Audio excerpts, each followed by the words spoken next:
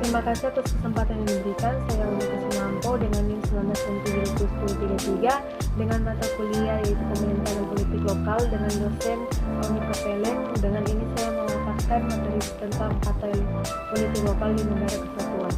Upaya mewujudkan otonomi daerah di bidang politik. Setelah reformasi bergulir yang ditandai dengan lengsernya Soeharto dari kursi kepresidenan, dilakukan berbagai ikhtiar perbaikan bangsa. Salah satu ikhtiar ketatanegaraan yang dilakukan adalah dengan melakukan amandemen terhadap Undang-Undang Dasar 1945.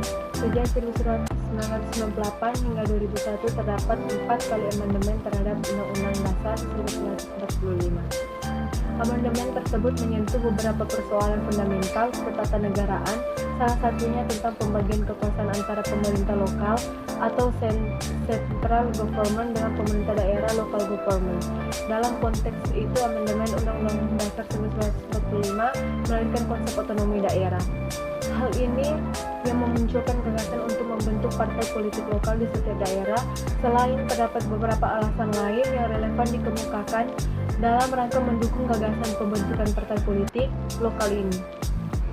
Seperti adanya pengalaman historis bangsa ini pada 1955, gagasan ini juga dilatar belakangi oleh diperkenankannya pembentukan partai politik lokal di Provinsi Nanggro, Aceh, dan Salam yang diberikan otonomi khusus yaitu Special Autonomy Police sebagaimana diperuntukkan dalam Undang-Undang Nomor 11 Tahun 2006 tentang Pemerintahan Aceh.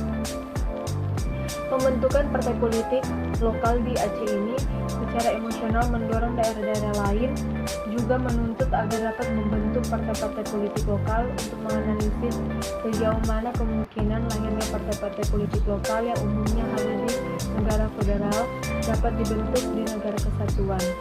Maka perlu diuraikan konsep dasar tentang federalisme itu sendiri yang ternyata tidak seluruhnya merujuk pada pemaknaan sebagai negara terbentuk federal bagaimana banyak dipahami selama ini. Menurut Preston King, bentuk negara federal dalam konsepnya sering dipertentangkan dengan teori kedaulatan.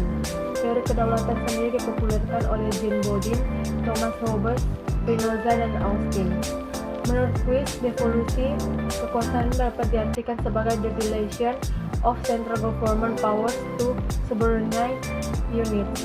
This power being exercised with some degree of autonomy, so with alternate power remaining with central government. Berdasarkan pemaknaan tersebut, yang diartikan dalam devolusi kekuasaan setidaknya mencakup dua unsur penting, yaitu yang pertama adanya delegasi kekuasaan dari pemerintah pusat dan kepada pemerintah daerah. Delegasi kekuasaan itu dicirikan dengan pemberian otonomi kepada pemerintah daerah tersebut.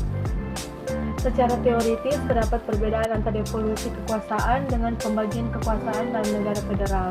Pembagian kekuasaan dalam negara federal dicirikan dengan adanya pembagian kekuasaan antara pemerintah pusat dan daerah yang diatur secara tegas dalam konstitusi.